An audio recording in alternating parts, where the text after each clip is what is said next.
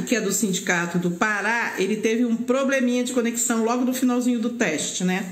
Então a gente ainda está sem contato com ele, mas ele vai, vamos tentar ver se ele entra, né? Porque hoje a gente ia falar com o Vitor Gemac, do Sindicato do Pará, e o Rafael Mesquita, que já está aqui, já está solicitando para participar. Já vai entrar, Rafael, não se preocupe, tá?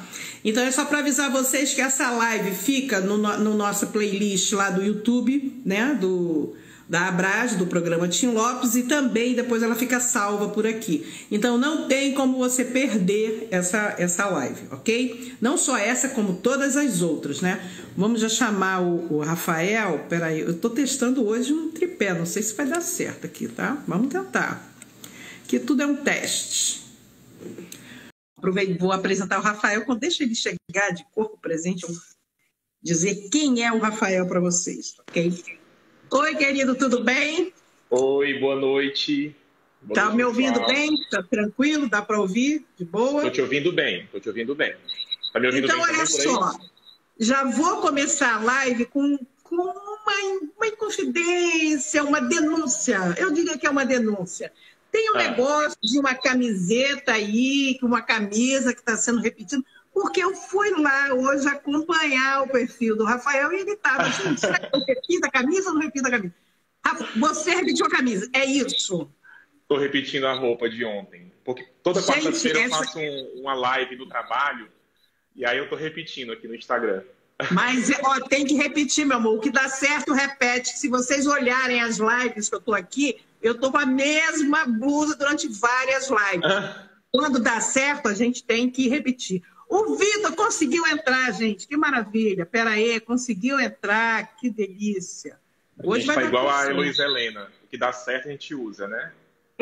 Não. A gente tem que usar sempre. O que dá certo, usa sempre. Não tem problema. Deixa eu ver se ele consegue entrar. Maravilha. Deu tudo certo. Pera aí, calma. É dúvida no time. O Vitor tá fazendo suspense com a participação do Pará, né? Vitor, não estou entendendo. Você não entrou. Entrou, mas não entrou. Não sei o que está vendo aqui. Agora sim. Maravilha. Tudo bom, querido? Vocês estão me ouvindo? Tô. Agora está tranquilo. Estou ouvindo. Ainda bem, viu? Deu tudo certo. Está todo mundo aqui. Então, vou apresentar vocês antes da gente começar com a nossa conversinha aqui de hoje, tá bom? O Vitor Gemac, do Sindicato do Pará, ele é formado pela Universidade Federal do Pará, ele é repórter do grupo UOL, perdão, meu amor, você é repórter do grupo O Liberal, mas já fez frila para o UOL, pro Globo e para o Valor Econômico, tá? O Rafael Mesquita se formou no Centro Universitário Estácio, ele é mestre em comunicação pela Universidade Federal do Ceará, trabalha como assessor de imprensa da Federação dos Trabalhadores do Serviço Público Municipal do Estado do Ceará. E está na presidência do Sindicato de Jornalistas do Ceará e ele é diretor da FENAGE. Eu falei Universidade do Ceará ou foi Universidade do Pará? Eu falei Ceará, né? Porque falou Ceará. Então eu estou confundindo toda hora, viu?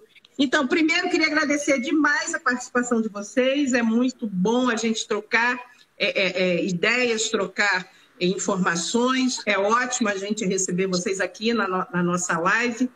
E o programa Tim Lopes, a gente está sempre muito preocupado com a questão da segurança dos jornalistas, dos riscos que eles estão correndo, de como é que a gente pode fazer para diminuir esses riscos, né? Eu acho que o contato com todas as entidades se conversando, a gente consegue fortalecer, né, uma atividade para poder a gente atender todas essas demandas. E já vou logo começando com uma pergunta para os dois, né, para vocês responderem.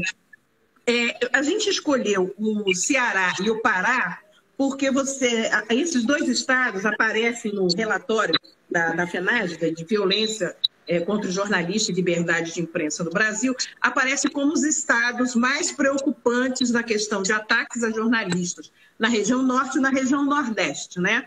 E a gente já tinha conversado um pouco previamente sobre isso, né? O que é que está acontecendo no Pará e o que é que está acontecendo no Ceará? Quem pode começar aí? Pela ordem de apresentação, Vitor. Vai, Vitor. Tá bom. Agradeço, obrigado pela oportunidade, obrigado pelo convite. A gente já até conversou anteriormente, né, para o podcast. E, assim, na nossa avaliação, essas violências aqui no estado do Pará, elas ocorrem por vários motivos. A gente não pode dizer que há um motivo que seja determinante, né? Mas na nossa avaliação, eu acredito que o principal seja a ausência do Estado, né? A ausência do Estado democrático de direito. Porque a gente percebe aqui no Estado que quanto mais distante desse Estado, esse Estado que às vezes é vacilante, esse Estado que não pune os agressores, não pune, né, quem ameaça jornalista, esse Estado que não faz a investigação, quem assassina jornalista, que demora, né, que é moroso.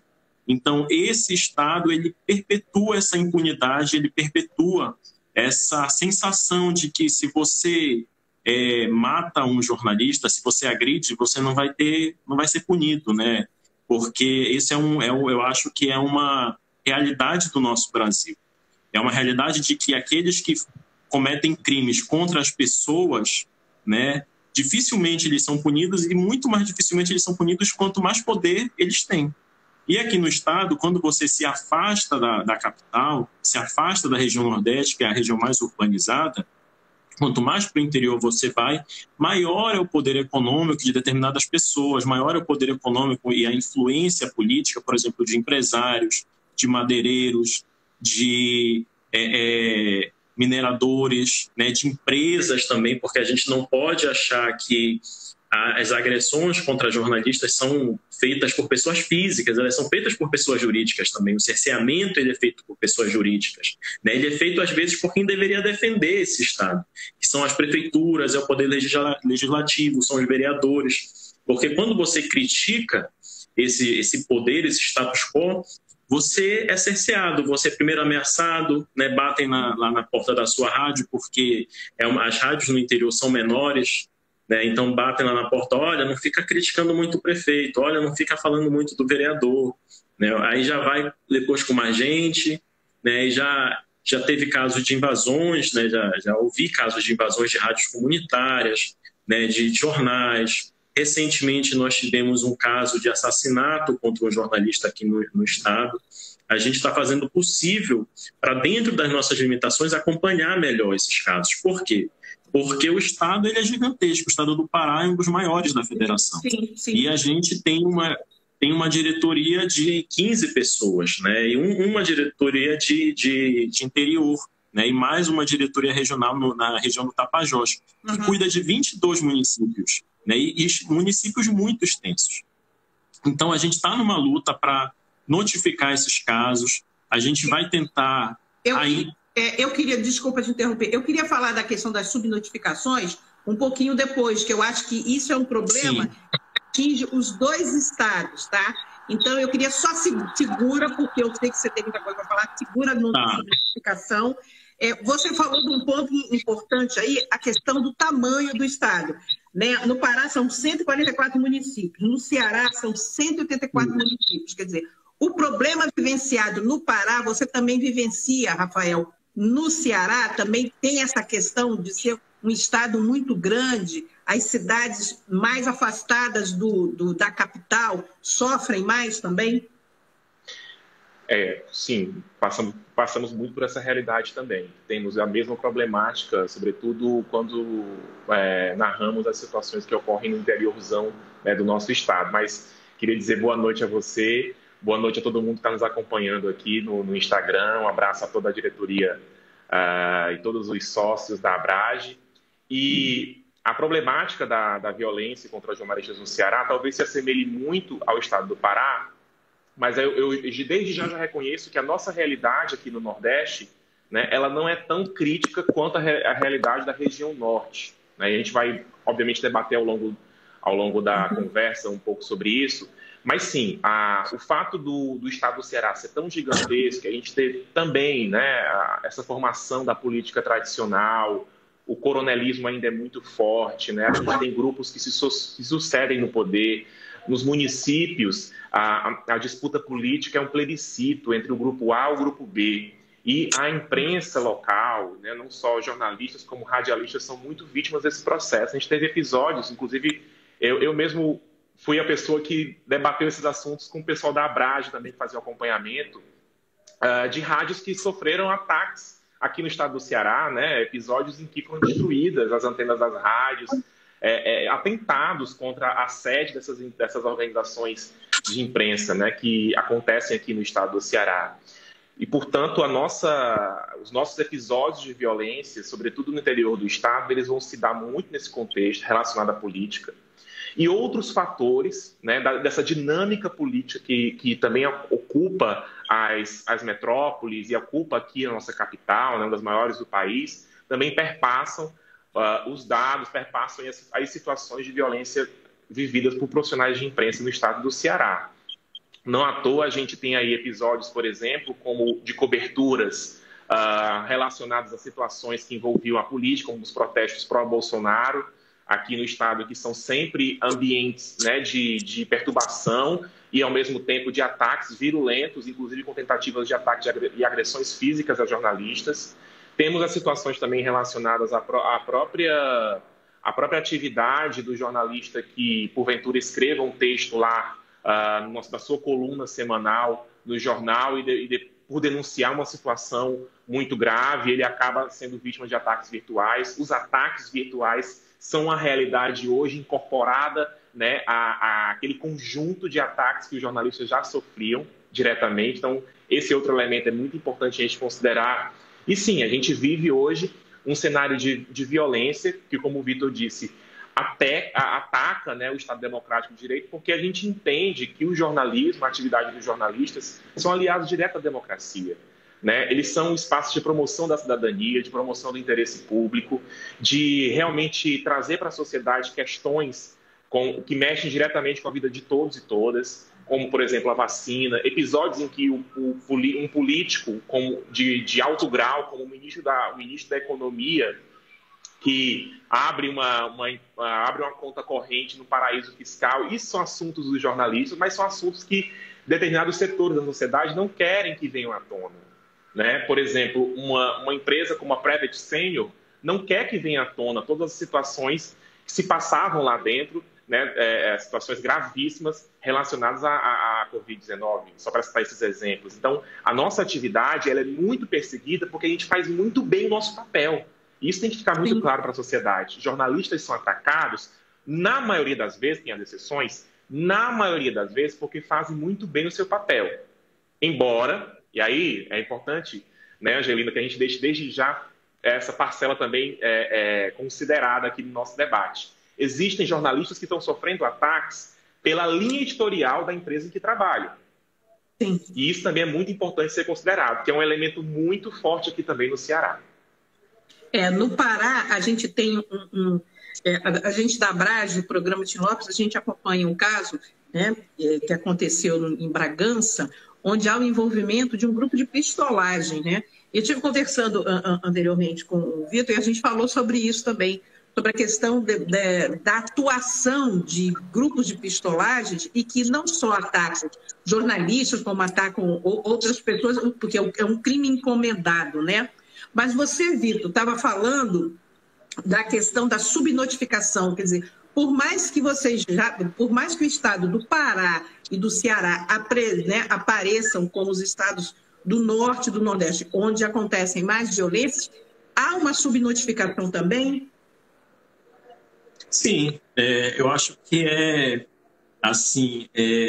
seria infantil ou não considerar isso. Não tem nem palavras se a gente não considerasse que é uma subnotificação muito grande. Isso por quê?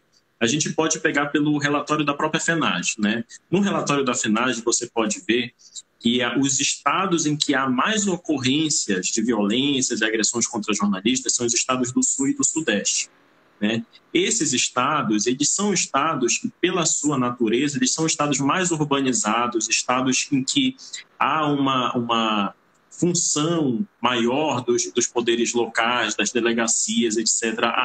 Há um registro maior.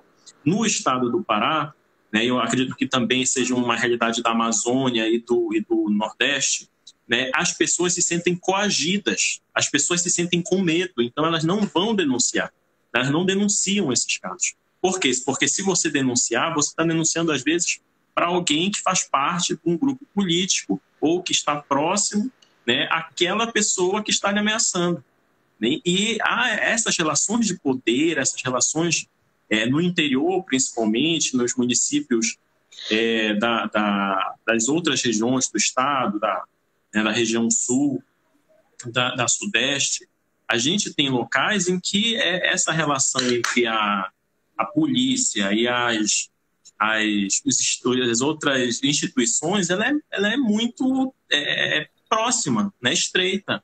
Né? Então, há essas relações em municípios de pistolagem, né? Há essas ameaças. Então, como é que você vai denunciar, né, para uma instituição que, de repente, pode ter pessoas ali daquela instituição que estão lhe ameaçando? Né? E essa é a grande dificuldade.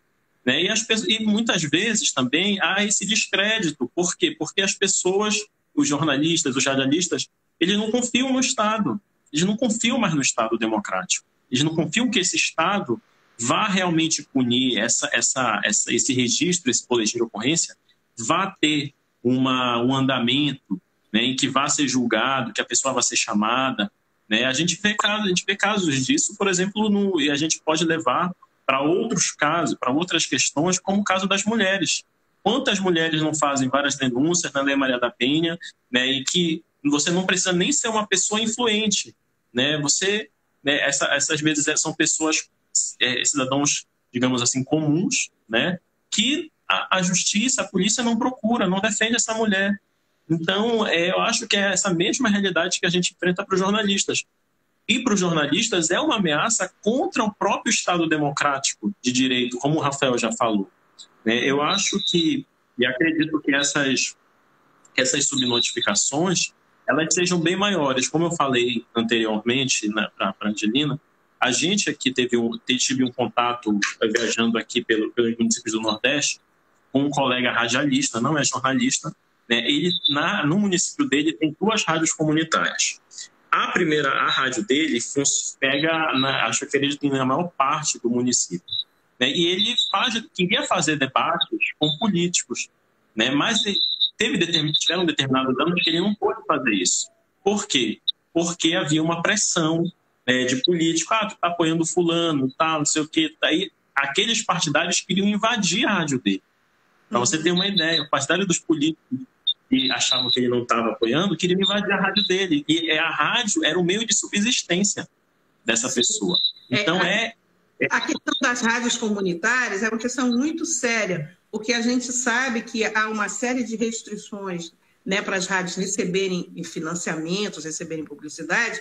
Então, eles sobrevivem, às vezes, por conta de apoio local, de publicidade local, e aí é onde entram, né, o que às vezes é loteada por políticos e loteadas também por representantes de igreja, e aí, né, vai tudo por água abaixo, né? Essa questão das rádios comunitárias é uma pergunta da Adriana Barsotti, que entrou aqui, que faz parte da diretoria da Abrad, que toca também uma outra live aqui. Ela pergunta o seguinte: como é que vocês, e aí eu começo pelo Rafael, depois eu volto para o Vitor, como é que vocês avaliam a atuação das rádios comunitárias no Ceará e no Pará, e se dá para a gente vislumbrar uma luz no fim do túnel, ou essa situação das rádios comunitárias, como você bem salientou, Vitor, isso tende a piorar ou não? Tem uma luz no fim do túnel ou não tem? Hein, Rafael? O Ceará também segue no mesmo modelo do Pará? Também está complicado? Realidades muito próximas. Até estava pensando aqui que muita gente do Ceará foi lá para o Pará, né? Foi lá para o Amazonas. A gente tem muitos parentes, digamos assim, por conta dessa transição aí que teve por conta do trabalho, da exploração do Brasil naquela época. Mas a realidade é muito parecida, sabe? A gente tem hoje, e eu vou dar 2 exemplos singulares que eu acho que é mais ou menos a realidade das rádios comunitárias aqui no meu estado. Tem situações de rádios comunitárias que funcionam exatamente no conceito de rádios comunitárias muito mais na região metropolitana de Fortaleza, na própria capital, porque há sim uma diversidade de atores e muitas vezes aquela pressão política que possa acontecer muito fortemente no município, né, ela não é tão, né, virulenta aqui, embora a gente tenha o vereador de bairro que ainda interceda ali, né, como um ator político, mas as associações de bairro, essa figura, né, do movimento popular é muito mais forte, são eles que tocam as experiências de rádio que eu conheço mais de perto, né, nesse quesito de comunitárias e que deram certo, né, nessa função exata. Mas há as limitações que você colocou, de financiamento, a própria legislação, né, ela é muito inespecífica nesse aspecto e acaba que cria ali uma armadilha para as rádios comunitárias. Eu me preocupo muito e, ao mesmo tempo, o Estado não oferece financiamento público para esse tipo de comunicação popular ou mesmo a comunicação pública, que é uma outra realidade que acaba que nos deixa, né, trabalhadores da imprensa, de uma forma geral, seja de meios profissionais, públicos alternativos como esse, vítimas, né, muito da conjuntura que a gente vive. Já no interior do Estado, a gente tem aqui no Estado do Ceará, inclusive eu acompanhei muito fortemente essa questão no período em que eu estive dentro do Fórum pela Democratização da Comunicação, Fórum Nacional pela Democratização da Comunicação, e estava de perto ali com as associações, né, que militam nesse campo das rádios comunitárias. A realidade muito comum que a gente enxerga aqui é até de grupos econômicos de comunicação, né, inserindo rádios comunitárias que não poderiam dentro das suas redes de rádios.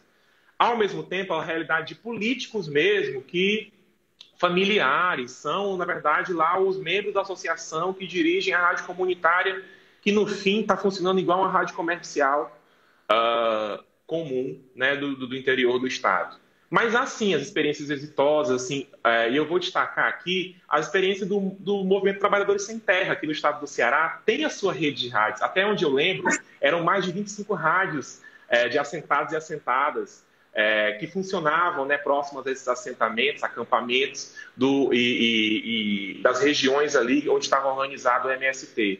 Me lembro até da Rádio 25 de Maio, muito porque é a data do meu aniversário, mas é porque também é a data do Movimento Sem Terra, né, aqui no estado do Ceará. Então, são também exemplos exitosos de que, resistindo a tudo isso, né, movimentos e organizações populares, junto com outros atores, como Via Campesina, o movimento dos atingidos por barragem, conseguem manter essas organizações comunitárias com as suas rádios, exercendo exatamente o conceito de rádio comunitária. Então, eu não posso precisar numericamente, mas eu acho que sim, existe uma diversidade, embora a gente acompanhe muito fortemente, infelizmente ainda, essa realidade, né, do domínio político das rádios comunitárias. E, ao mesmo tempo, quando essas rádios são, entrando aqui no nosso tópico da violência, quando essas rádios, como por exemplo as rádios do MST, né, dos assentados e acampados do estado do Ceará, elas são de alguma forma mais críticas à realidade local, da política local, elas também, de alguma forma, são mais atacadas. E, infelizmente, esses números, entrando aí no outro quesito, que é a questão do registro realmente da violência, acabam não chegando até nós, né? Porque, inclusive, essas organizações registram em outros campos, em outros relatórios, em outros espaços, e esse conjunto aqui que a gente tem, né, de ataques à liberdade de imprensa e expressão, ataque ao trabalho dos jornalistas e radialistas do Brasil, ele tende a ser muito maior. Eu tenho certeza que uma das coisas que as pessoas ainda não sabem é que elas podem denunciar. Existe essa realidade, sim, que o Vitor descreve. Muita gente tem medo. E eu acredito que, sobretudo, essa realidade é muito mais forte no Pará do que no Ceará. Mas sim, as pessoas ainda não sabem onde denunciar. Por isso que é tão importante iniciativas como essa da Abrage, né, que tem uma atenção para essa questão. Iniciativas como a da FENAGE, que faz esse relatório anual. Inclusive, a gente vai publicar um novo relatório no início do próximo ano, que é sempre o balanço do ano seguinte, né? Então, 2021, a gente vai ter em breve esse relatório completo. Mas, sim, a nossa realidade, se você olhar aqui no Nordeste, talvez o Ceará nem lideraria, viu? Porque temos aqui o Maranhão, que não tem um registro sequer, mas é porque a entidade sindical do Maranhão não apresentou os dados à FENAGE. Porque, inclusive, é importante dizer, o relatório da FENAGE é construído pelos 31 sindicatos jornalistas, ou pelos sindicatos jornalistas que enviam os dados. Então, por exemplo, tem que ter um trabalho como os colegas do Pará estão fazendo, como os colegas do Ceará, Rio de Janeiro, Inclusive, um último ponto para a gente passar para o Vitor, o DF hoje lidera muito esses dados, porque a gente está vendo uma ascendência enorme dos ataques contra a imprensa liderados pelo presidente e por todo o contexto político que a gente chama de bolsonarismo. Então, a gente tem aí só o presidente da República com 43% dos ataques a jornalistas. Por isso, também, além de ter a concentração midiática ali no centro-oeste, né, que é onde está localizada a capital federal, e no sudeste, localizada as sedes dos principais veículos, grupos econômicos de comunicação, a gente tem essa realidade do presidente da República como um grande ator de violência. E quando ele vem para o Ceará, ele faz violência aqui também. Sim, sim. O Vitor levantou bem essa questão, quando ele começou a fala dele, da questão da urbanização, né? As cidadezinhas bem pequenininhas, elas ficam muito distantes, o acesso é horrível para se chegar, né? Às vezes não tem estrada, às vezes você tem que subir de barco e aí leva horas e horas. Isso acaba distanciando e aí eu acho que aí a subnotificação realmente aumenta, né? E aí eu queria pegar carona nessa questão, Vitor, que você levantou, da subnotificação, do medo das pessoas também, né? Da importância que a gente precisa ter de mapear esses veículos todos existentes, né? Agora já foi lançada essa semana a 5ª edição do Censo do Atlas da Notícia. É importantíssimo a gente saber quais são os veículos que existem, quais são as novas iniciativas, né, que aconteceram de comunicação, para poder a gente ter uma ideia do que está acontecendo no Brasil e onde ficam os desertos de notícias, né? A gente precisa... E aqui eu já vou aproveitar não só para avisar que o mapa esse mapeamento da 5ª edição, né, do Atlas de Notícia vai começar, como precisa-se também de voluntários, de estudantes, de professores que estejam engajados, né, que eles podem sim ser voluntários e participar da pesquisa para essa coleta de dados local. É importante a gente ter essa coleta de dados local. Principalmente, a gente está discutindo aqui 2 estados que são enormes, entendeu? Que existem iniciativas de comunicação bem distantes e que não estão sendo mapeadas. Então, a gente precisa de voluntários locais para eles se engajarem também e mostrar quem é esse veículo, do que se trata, né?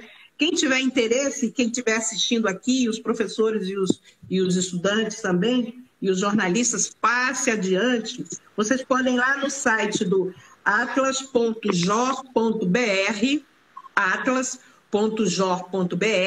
vocês vão ver uma abazinha lá, colabore, clica e vai aparecer um formulário de inscrição para os voluntários se inscreverem, e aí os pesquisadores que estão organizando nas regiões vão entrar em contato e vocês vão participar dessa coleta, desse censo, né, desses veículos e dessas iniciativas que surgiram muito. E a gente sabe que durante a pandemia surgiram muitas iniciativas individuais, trabalhos muito interessantes, coletivos muito bacanas e que eles precisam ser mapeados, né? E a gente sabe, sim, e a gente já conversou, né? Eu conversei com o Vitor um pouco antes, porque a gente estava conversando, porque a gente está fazendo a 3ª temporada do podcast do Jornalismo Sem Trégua, e a gente vai tratar de um caso do Pará, de Bragança, né? E a gente conversou muito sobre essa questão do medo que as pessoas têm. Quando acontece um crime na cidade, isso é uma repercussão muito ruim. Se esse crime, como você falou, Vitor, se não tem um desfecho, não tem um julgamento, não tem uma solução, isso dá um recado para que as pessoas se calem, fiquem com medo, e aí é mais um veículo que some, é mais uma voz que some, né? Você tem percebido isso bastante, hein, Vitor? Essa é uma realidade, né? Não é uma percepção, infelizmente, já de muitos anos, né? Assim, a gente tem casos, por exemplo, como esse que você citou de Bragança e outros casos, né? Felizmente, o caso que nós tivemos esse ano em Moju, né, ele está sendo investigado, as pessoas foram... um atentado contra um colega as pessoas tem alguns suspeitos, um inclusive parece que morreu recentemente num outro caso de um assalto, eram pessoas ligadas ao crime, né? A gente não sabe se era o crime organizado porque o veículo tinha certas matérias, e aí é uma outra questão, né? Mas tem certas matérias de cunho policial, e aí isso acho que acabou gerando, né, uma das principais suspeitas desse atentado. O caso de Bragança envolve mais a política, né, pelo que eu peguei a acompanhar um pouco, e esses atentados, né, eles geram, por exemplo, esse silenciamento, né, o silenciamento da imprensa, o silenciamento dos cidadãos. Por quê? Porque se o cidadão, a imagem que passa para ele é de que, olha, se até aquela pessoa, se até aquele cara que denunciava os problemas, que falava, né, que estava todo dia na rádio, no jornal, né, que fazia matéria e tal, se até ele, que era conhecido, que às vezes também é amigo do poder, né, também há essa relação de amizade com o prefeito, com vereadores, etc., até ele foi ameaçado, sofreu uma violência ou foi morto. Imagina eu, né, que sou um trabalhador, um homem simples, né, o que é que vai ficar, né? Se eles passaram por cima dele, por que não podem passar por cima de mim? Eu acho que esse é o triste, né, a triste realidade que a gente acaba vivendo, né, no nosso Brasil, né? Essa realidade é pior na região norte e nordeste.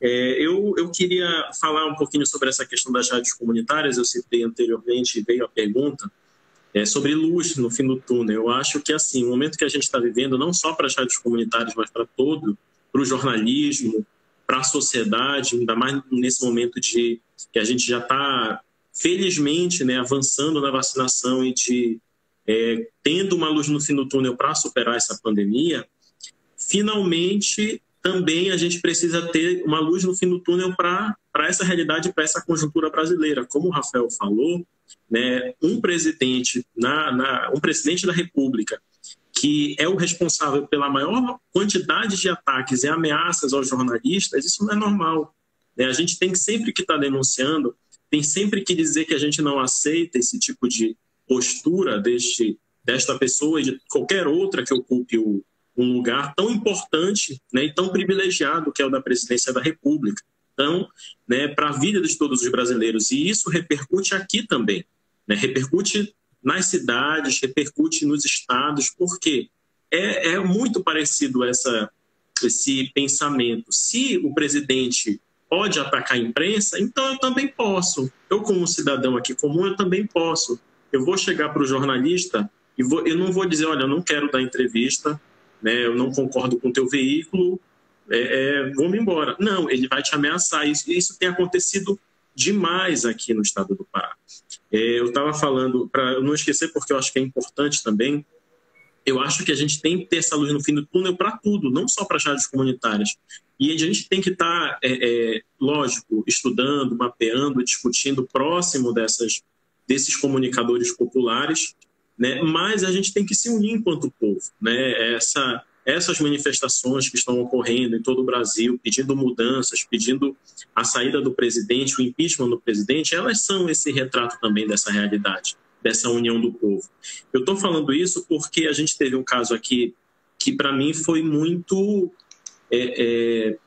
absurdo, né? Eu nunca tinha visto isso, não sei se isso aconteceu em outro lugar.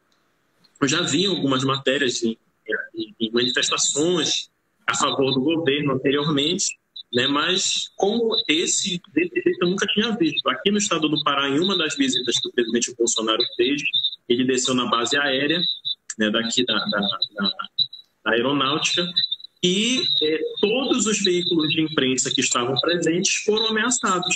E um colega foi agredido, né? O colega, inclusive, foi da TV Cultura, fez o boletim de ocorrência, o sindicato acompanhou o boletim de ocorrência, o sindicato presta tanto solidariedade, divulga o que está ocorrendo, e também coloca a sua assessoria jurídica nesses casos específicos de violência, né, contra jornalistas.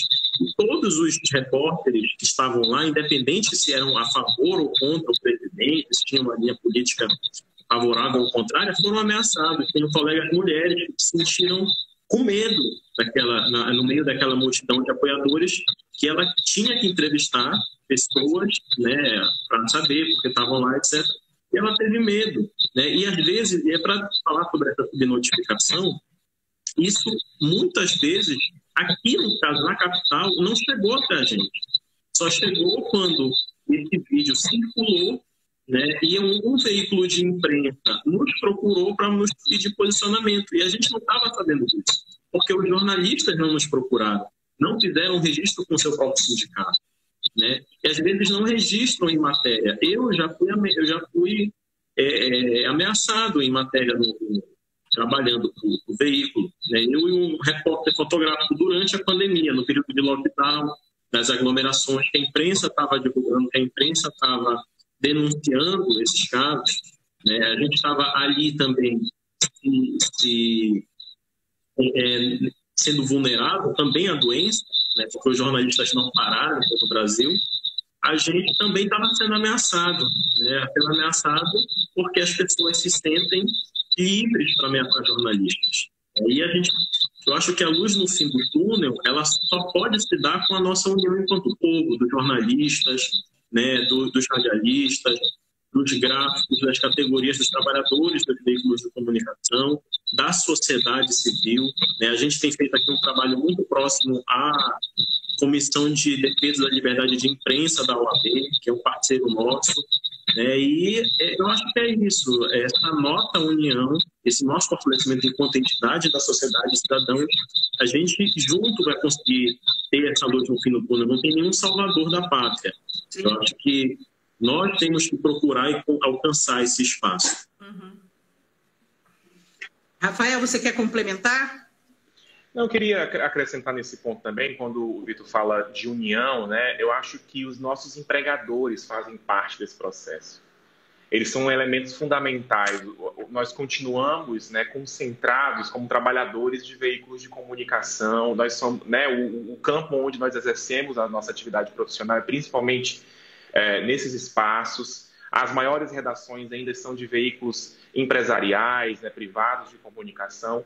E é preciso que eles atuem um pouco mais, eu acho, né? E aí, citando esses exatos exemplos, se a realidade do Pará é completamente sui generis, se a realidade do Amazonas é completamente sui generis, é preciso que os empregadores também tenham abordagens específicas para essa realidade específica.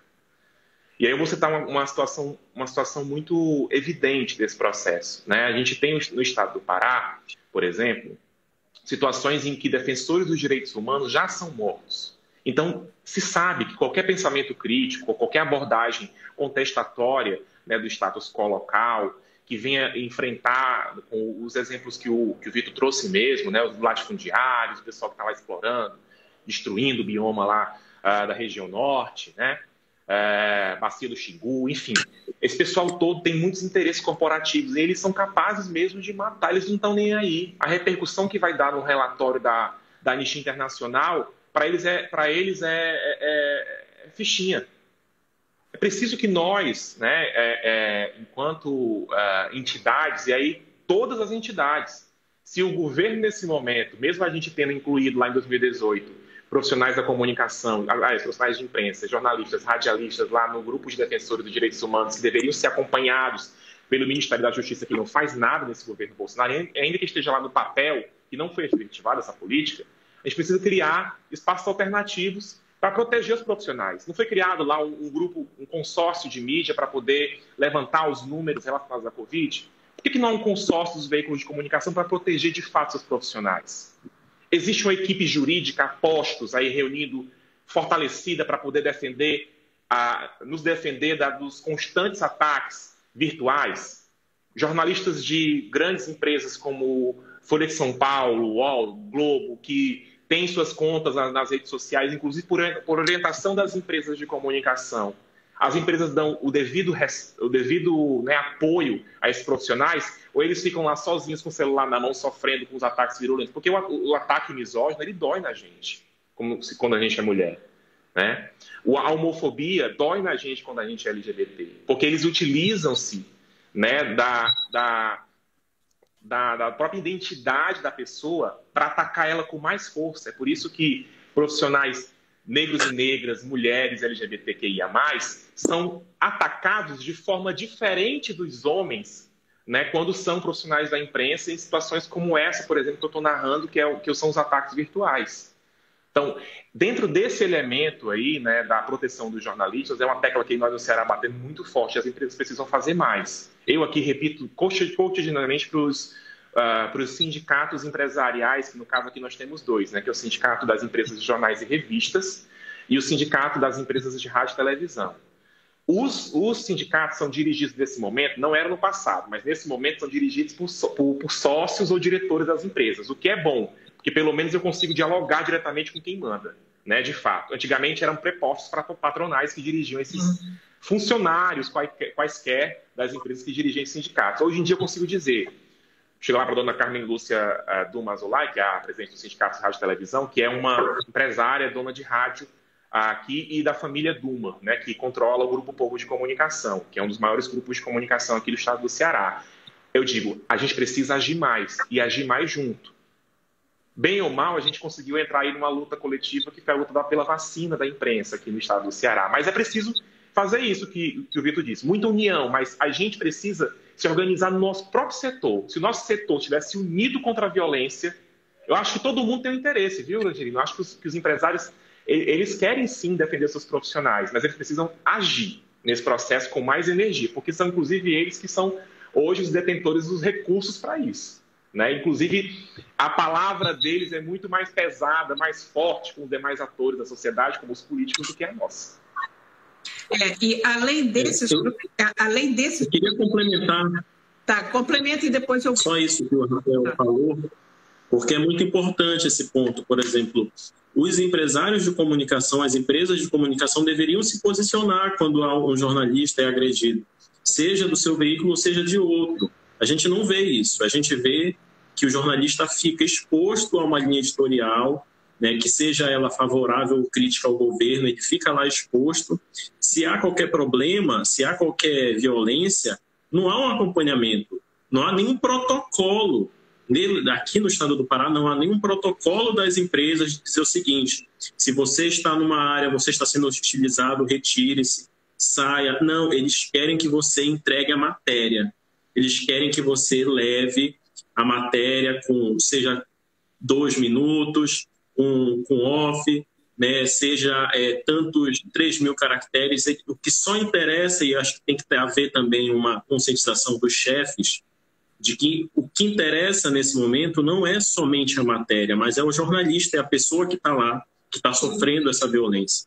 Então, esse protocolo hoje a gente não tem no estado do Pará, e é preciso sim que as empresas participem disso, né? Todas as empresas, né? Os veículos de comunicação, os governos, porque senão é uma luta inglória do sindicato, né? Sozinho, né? Enfrentando algo que, como eu acredito que seja a mesma realidade do Rafael, hoje com a reforma trabalhista, né? Tiraram os poucos recursos que os sindicatos tinham, né? E hoje a gente tem que tentar ao máximo conseguir fechar as contas no final do mês. E como os sindicatos enfraquecidos vão enfrentar um problema que é tão grave de toda a sociedade. Além dessa questão dos repórteres, né, dos jornalistas que trabalham em veículos, né, em veículos grandes, há a questão dos comunicadores que estão no interior, né, que são blogueiros, que eles são o próprio veículo, né? Há pessoas que criam os seus próprios projetos, os seus sites, que não tem esse respaldo jurídico atrás de como tem nas grandes empresas. Quando a gente fala de grandes veículos, eles têm um departamento jurídico, né? Que ali vai, ou bem ou mal, está defendendo os seus profissionais. Mas há também aqueles profissionais, e são muitos, né, que estão com seus projetos pessoais, com as suas iniciativas digitais, a maioria são iniciativas digitais, e que estão desprotegidos e que estão desassistidos, né? Então, quando vocês dois vêm trazendo a fala dessa questão da união, de que tem que ter protocolos, que as pessoas têm que estar de olho no que está acontecendo, a gente precisa se informar do que está acontecendo. Dentro da Abrage, a gente tem 2 projetos que foram lançados no ano passado. Um projeto que é ligado junto com a OAB, e a OAB tem sido um grande parceiro, né?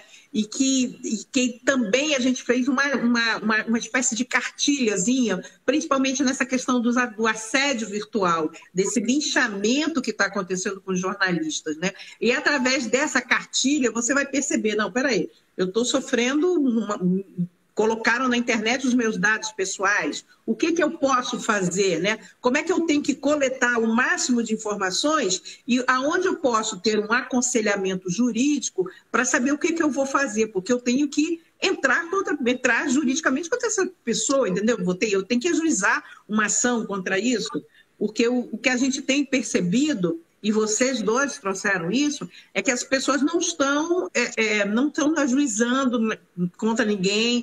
Os veículos, quando elas trabalham em veículos, também às vezes não é incentivado a isso, e aí esse caso de agressão passa batido. Então, a gente tem 2 programas. Tem esse que é um aconselhamento junto com a OAB, que dá mais ou menos as orientações do que você pode fazer, né? E um outro que é o Centro de Programa Legal, um programa legal né, dos jornalistas, quando um grupo, a gente tem um grupo de advogados, e eles pegam os casos e aí defendem esse jornalista, né?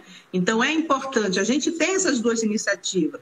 O Instituto Vladimir Herzog também anunciou uma iniciativa há poucos dias, né? Então, todas as entidades estão se mobilizando para criar canais, criar uma forma de acolher esse jornalista que se sente desprotegido. Porque se ele está lá no interiorzão, lá numa cidade pequena, onde ele está muito exposto, e vocês sabem disso, vocês estão em 2 estados, onde vocês sabem que existe pressão política muito forte, que o coronelismo é o dia a dia ali, a gente sabe muito bem disso, que grupos de pistolagem atuam livremente, né?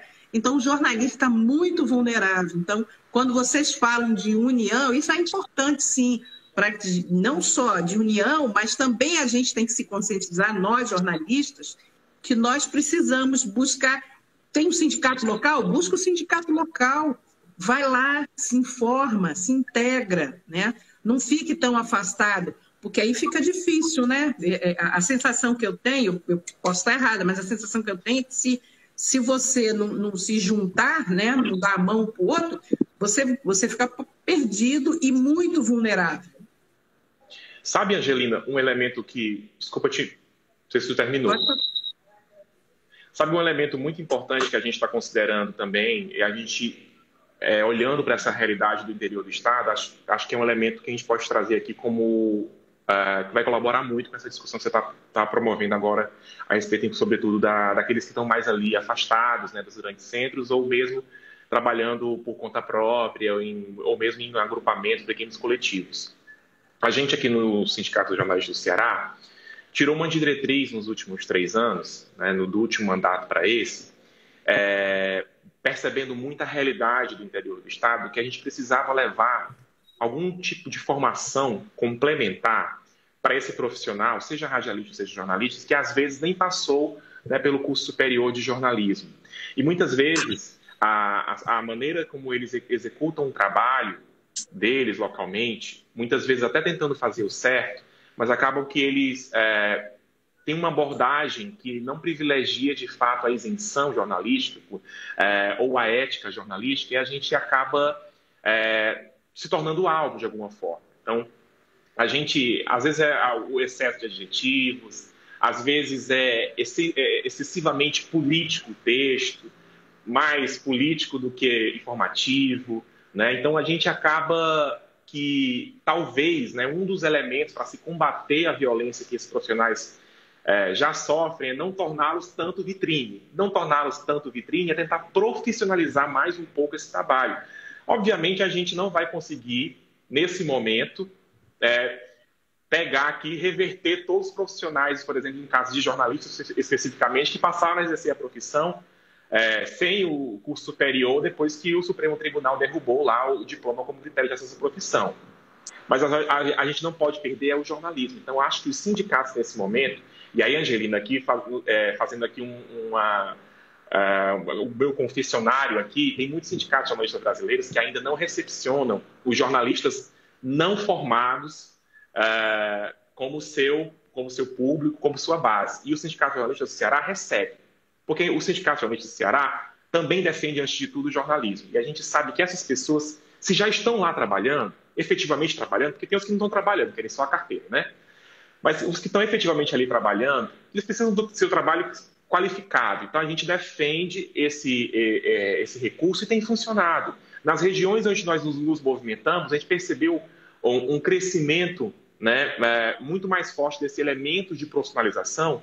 E mesmo aqueles profissionais que são ali, por exemplo, Santana do Cariri, que é uma região ali vizinha do grande centro urbano da região do Cariri, estão fazendo melhor o seu trabalho. Um trabalho que realmente, como eu falei, não os torna vidraça, mas ao mesmo tempo a gente consegue aí profissionalizar ainda mais e obviamente tentar aí garantir uma cobertura jornalística de fato para aquela região. Precisa, né? A gente está falando de deserto de notícias. O jornalismo, ele é importante naquela comunidade que está ali passando por uma necessidade qualquer. Então, ele é fundamental, seja qual for o território. E eu acho que é também papel nosso, e é muito bom esse exemplo que você dá das entidades, dos vários esforços, que nesses nossos vários esforços sejam também para qualificar o trabalho dos profissionais de jornalismo e, ao mesmo tempo, inibir, né, situações de violência. Eu acho importante, que quando você fala a questão de treinamento e qualificação, que um dos pilares da Abrage é o treinamento e a qualificação do jornalista. E no caso do programa Tim Lopes, a gente trata como jornalista quem está produzindo informação, né? Então, mesmo aquele comunicador que não é formado em jornalismo, se ele foi ameaçado, se ele foi assassinado, se ele sofreu um sequestro, a gente está lá acompanhando de perto, né? Porque a gente sabe que a realidade do Brasil não é o que acontece nos grandes centros, Rio, São Paulo, Brasil, não é. O Brasil é muito, né, uma dimensão continental, são outros Brasis que existem aí dentro, e a gente sabe muito bem que essa formação, às vezes, é muito deficitária em algumas coisas, então cabe às entidades se organizarem para melhorar. Eu também concordo com você. E, às vezes, como eu tenho circulado muito no interior, às vezes a linguagem da rádio, por exemplo, é muito passional, né? É aquela coisa muito exacerbada e que, sabe, passa um tomzinho, foi um tom acima, né? Mas talvez se tivesse mais conhecimento, talvez se tivesse mais acesso a um grupo, né? a uma outra discussão, ou mesmo sentar para conversar sobre isso. É necessário chamar o político de corno? Sinceramente, é necessário, mas isso é um linguajar que é muito comum no interior, né? Muito comum. Mas é necessário na rádio você fazer isso, né? Isso não vai acabar despertando uma ira desnecessária, quando, na verdade, o que a gente está falando aqui é da qualidade do jornalismo, da qualidade da informação, né? É o que eu acho. Eu também percebo que está precisando dar uma melhorada nisso daí. E você, Vitor, como é que está no Pará isso? É assim, a gente tem uma realidade, eu acho que não sei se está tendo algum problema aqui, não sei se vocês estão ouvindo o chiado quando eu falo. Problema aqui, um zunido. Olha, é um chiado pequenininho, mas na vida... Chiado é meu mesmo, é normal. O zunido é que é estranho. Na vida tem barulhos muito piores e a gente tem que aguentar. Então, não esquenta não, pode falar. Vamos lá. Então, assim, a gente tomou posse no sindicato no final do ano passado, em aproximadamente um pouquinho antes do Natal, acho que 19 de dezembro. E nesse praticamente um ano que a gente tem trabalhando aqui, uma das coisas que eu tenho visto e que a gente tem avaliado aqui como necessárias e de urgência é essa interiorização do sindicato, né? Felizmente, a gente tem uma diretoria regional do Tapajós, que é ali da região, fica em Santarém, responsável por 22 municípios, e que consegue desenvolver um trabalho melhor. Mas onde a gente não tem essas representações, essas delegacias regionais, essas diretorias regionais, o trabalho já fica afetado, né? A escuta a esse jornalista, o contato a esse comunicador já fica muito difícil. E assim, quem mais chegou assim a reclamar né, e a criticar o Sinjor, o sindicato, a instituição, eram os jornalistas do interior, né, dos outros municípios, tirando aqui, saindo da região metropolitana de Belém. Por quê? Porque se aqueles jornalistas daqui já se sentiam, né, anteriormente sem nenhum tipo de retaguarda, no interior isso é pior ainda, né? Esses comunicadores do interior sofrem muito mais, né? Sofrem uma pressão.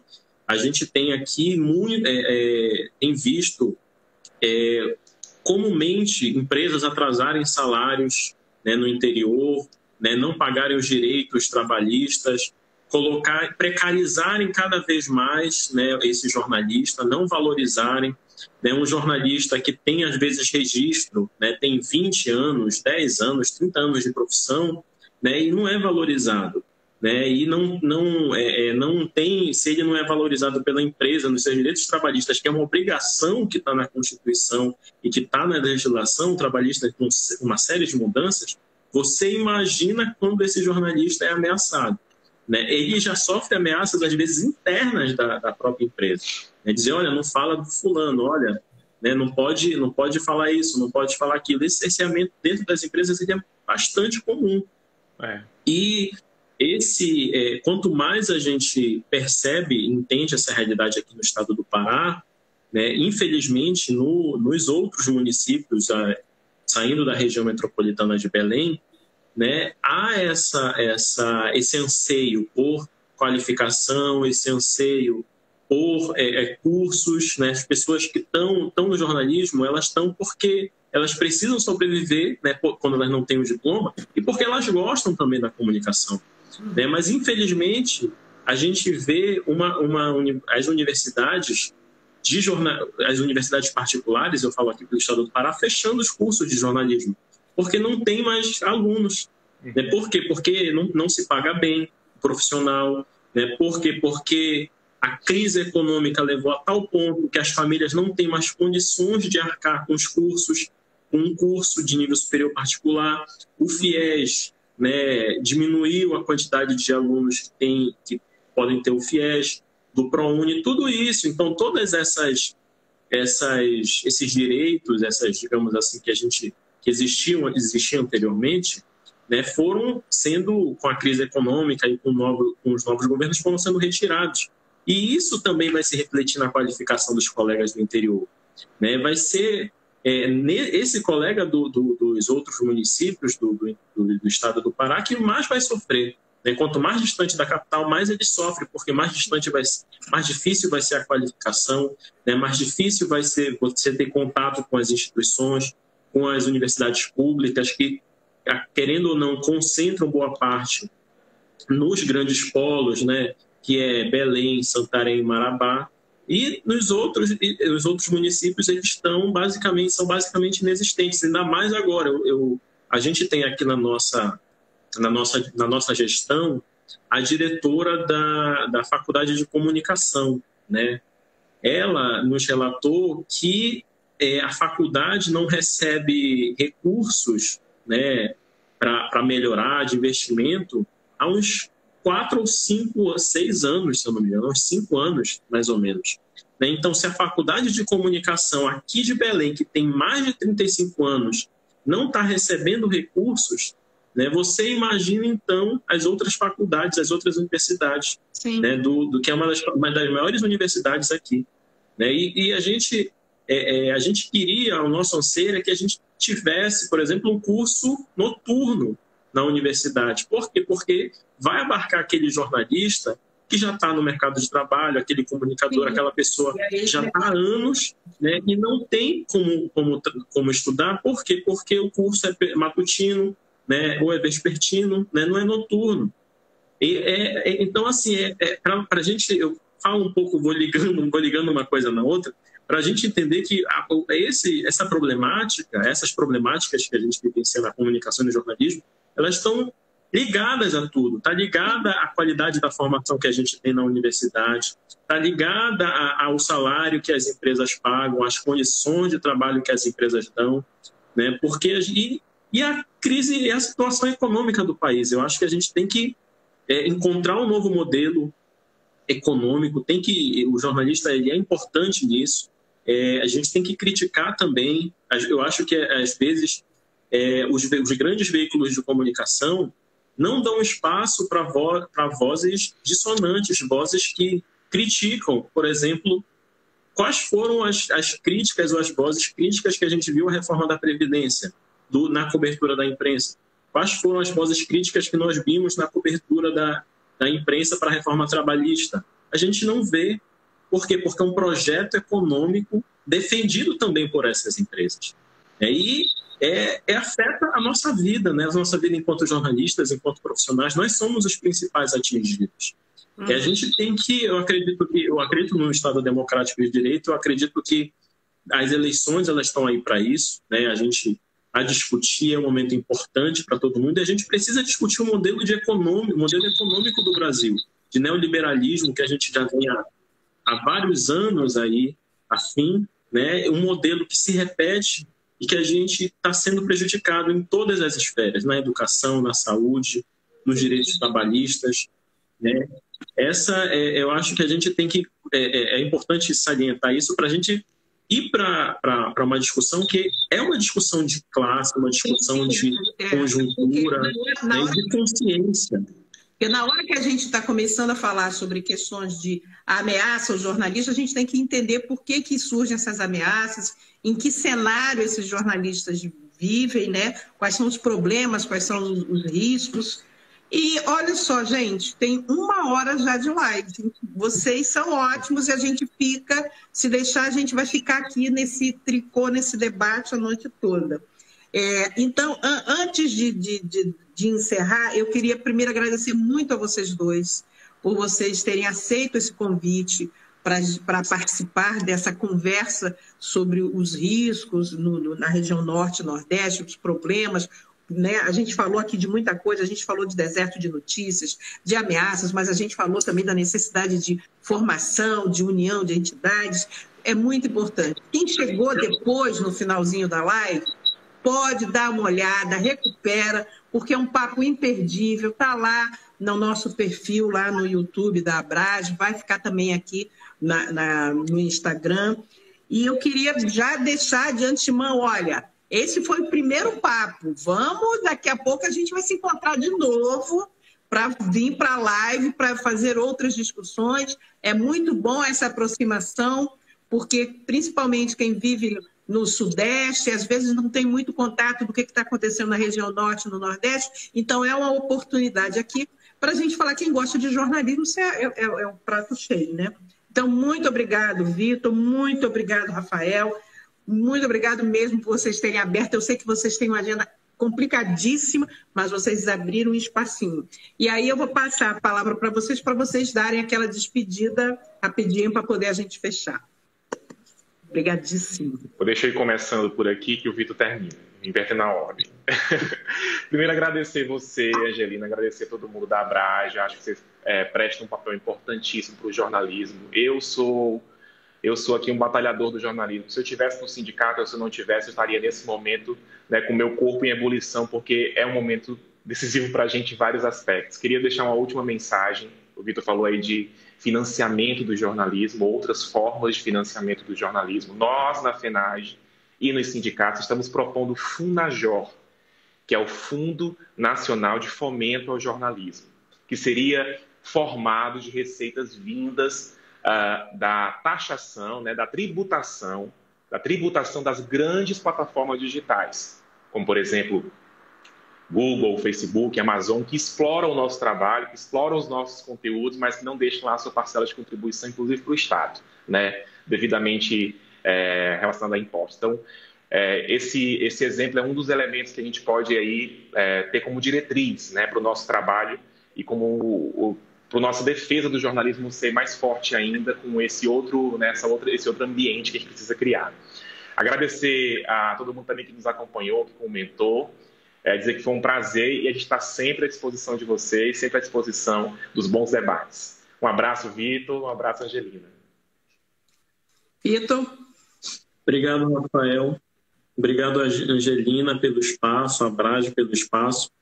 Eu acho que acredito que os espaços de debate, os espaços democráticos como esse, eles são muito importantes, né? Muito importantes para a gente suscitar temas, né? Levantar posições, posicionamentos, ideias diferentes, né? Por mais que a gente, né, concorde em certas coisas, vai ter coisas que a gente vai discordar, mas a democracia, ela é isso, né? A democracia, ela é a reflexão, ela é o debate, é o respeitar também, né, a ideia diferente do outro, né? A sua ideia não vai sempre... nem sempre você vai ser a pessoa certa na sala, né? Eu quero agradecer muito a esse espaço, dizer que o Sindicato dos Jornalistas aqui no estado do Pará, nós estão sempre na luta, tá de portas abertas ao debate, a sempre que precisarem, né, a fazer qualquer tipo de atividade. E agradecer também ao Rafael, né, aos companheiros aí do estado do Ceará, da FENAGE também, e agradecer a minha diretoria executiva e a gestão aqui do estado do Pará, do Sinjor, né, a todo mundo que acompanhou a live. Dizer também que a gente vai ter o Círio de Nossa Senhora de Nazaré, que vai ser nesse domingo, que é um grande momento para os paraenses, né? Desejar logo um feliz Círio, né, a vocês também e a todos os paraenses que estão acompanhando aqui a live. Dizer que hoje eu demorei um pouquinho para entrar, uns 2 minutos, eu quero até me esclarecer isso, porque eu estava numa outra live, era uma live que a gente estava fazendo sobre... de repasse de um fundo de combate à Covid a alguns jornalistas desempregados. Então, a gente arrecadou recursos e nessa live hoje a gente estava encerrando e fazendo a entrega desses recursos que nós arrecadamos. Então, por isso que eu demorei 2 minutinhos, até para me explicar, tá? Eu demorei. Tá bom? A gente está muito obrigado, né? E precisar, a gente está por aqui. Muito obrigada a vocês dois, foi ótimo, adorei, a gente já se tornou amigo de infância, simples assim, entendeu? E a gente, quem sabe, a gente se encontra depois para a gente bater papo sobre outras coisas. Obrigada a todo mundo que assistiu e continua aqui com a gente. Quem quiser se informar, vai lá no site da Abrage, que tem tudo lá direitinho, a gente está fazendo boas lives, a gente está com ótimas discussões. Beijo grande, uma boa noite para todo mundo. Tchau, queridos. Tchau.